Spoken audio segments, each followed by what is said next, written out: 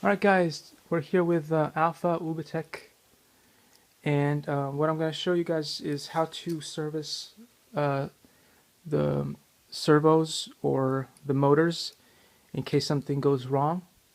We'll dive into it, but what you're going to need is a Phillips screwdriver, and it is, if you have this kind of set, it is the larger of the ones, and also the flat end sometimes is useful to remove another part that you'll see in the servos.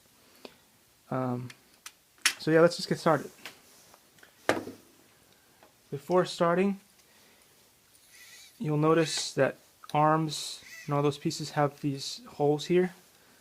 Usually each servo has at least 4 screws going on there, so we'll start off with removing the first 2.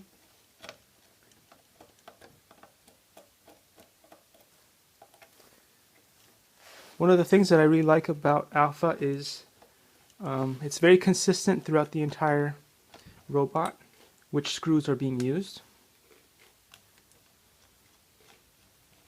And we have sort of these longer black screws that hold the white sort of shell of the robot together, and they're all roughly the same. And we turn the robot on back here, which makes it easier for us to remove these. And another way you could do it is hold this spinny bit and just turn with the other one. Also makes it a little bit faster to get some of these things undone. There we go. There. Alright, so then we have the next part. The next part is here. As you can see, each one of these servos is held together by 1 black screw in the middle and 4 of these that hold it onto the aluminum body. So we'll get rid of those real quick.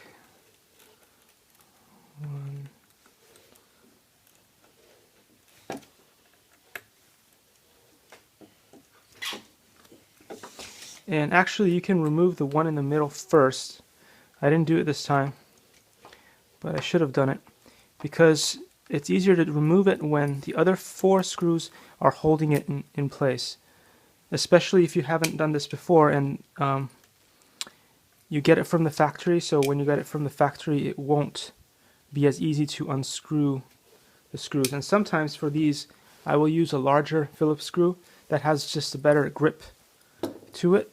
But I've serviced this robot so many different times because I bought it from eBay, so when you do that and it's been used already, it'll usually come with some problems. For instance, it had some broken gears on the inside from being used and probably dropped by kids and so on and so forth. Anyway, let's get to this next part. The next part is, you'll see there is a wire going into the servo.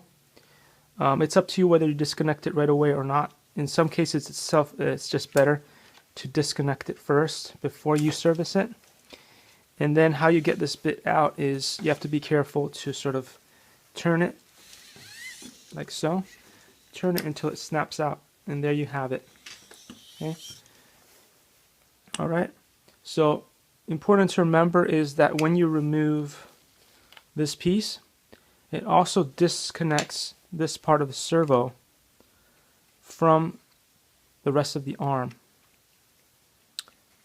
So it'll still kind of snap in place, but it's going to tend to come off.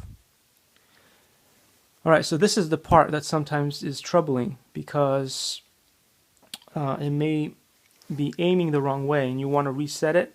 Then what you'll do is you'll use the flat end screwdriver that I was talking about to sort of pull it up.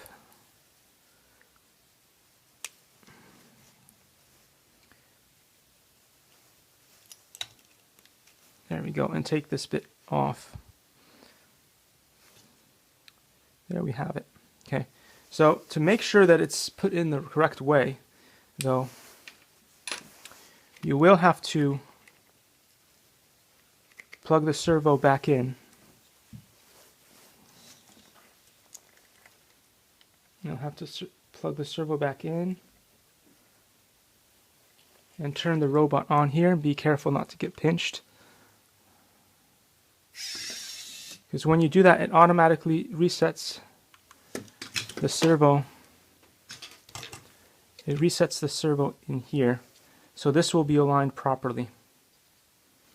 So then all you have to do is put this back, and then depending on how it was, if it wasn't the way you wanted it to be, you can turn it and it will allow it to be in different positions. And once that's done, it will it can be reassembled and put back into place. Alright, so I hope this video was helpful for you guys, and it helps you service your robot if you need to change out your motors. And I guess I'll see you in the next video.